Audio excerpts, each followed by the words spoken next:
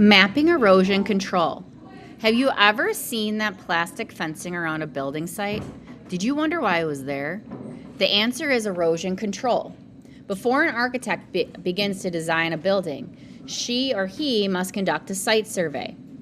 Part of the site survey is to find the elevations of the areas around the building site. Elevations are found on topographic maps. Topographic maps show hills, valleys, streams, and man-made features. This information helps the architect decide where to build the structure on the site. It would not be a good idea to build too near a river. It could erode away all of the sediment from under the building. The architect also has to consider where people will park their cars. If the land is too steep, the cars could roll down the hill.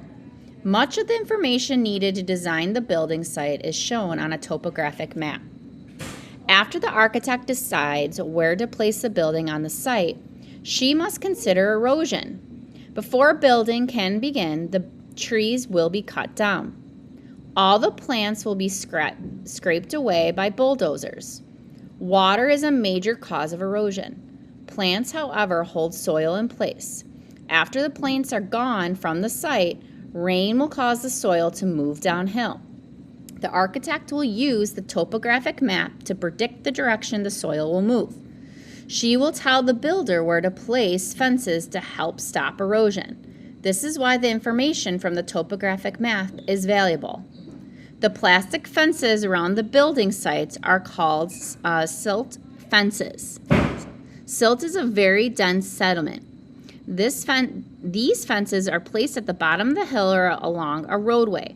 The silt fences keep soil from being washed into a waterway. If silt gets into a stream, sediment deposition can dam up the stream. It could cause flooding upstream and loss of water downstream. Silt could also block the drainage system of a city or a town. Look at these two satellite photographs of the Pararichu River in Tibet. You will see what happens when erosion happens on a large scale. The top picture shows the river after it has been blocked. Can you see the landslide on the lower right corner?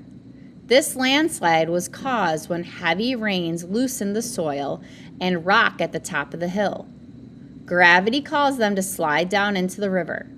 The large blue area in a landslide lake was formed after the landslide blocked the river. You can see how wide the river has become.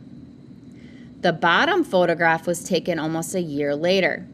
The water has started to drain out of the lake. The lake has gotten smaller and the river behind it not as wide.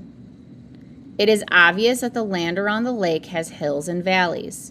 Satellite photographs like these give a clear picture of different erosional features such as landslides and deltas. These pictures allow scientists to study the features for changes over time. Scientists can use topographic maps together with satellite views to gain vast amounts of information. Topographic maps don't change much unless there is a catastrophic natural disaster, such as when a volcano explodes. During a catastrophic event, satellite pictures can change daily. A satellite view can show the visual difference as seasons change. Satellite photographs show how much vegetation is present from one season to the next. This allows scientists to predict how well this vegetation will prevent erosion when rains start. Scientists can lay the satellite view of vegetation over the topographic map and predict erosional patterns. This allows cities and towns to undertake erosion control measures. They may build retaining walls or plant more vegetation to prevent landslides from occurring. In the past, topographers, map makers, had to travel to the area they were mapping to create a topographic map.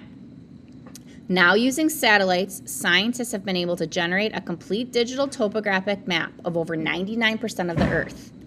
The map was created using measurements from an instrument called ASTER, NASA's Terra satellite. This technology is much more accurate than the original way of creating topographic maps. Being able to read topographic maps is a skill required in many careers. Geologists, architects, city planners, and engineers must all have this skill.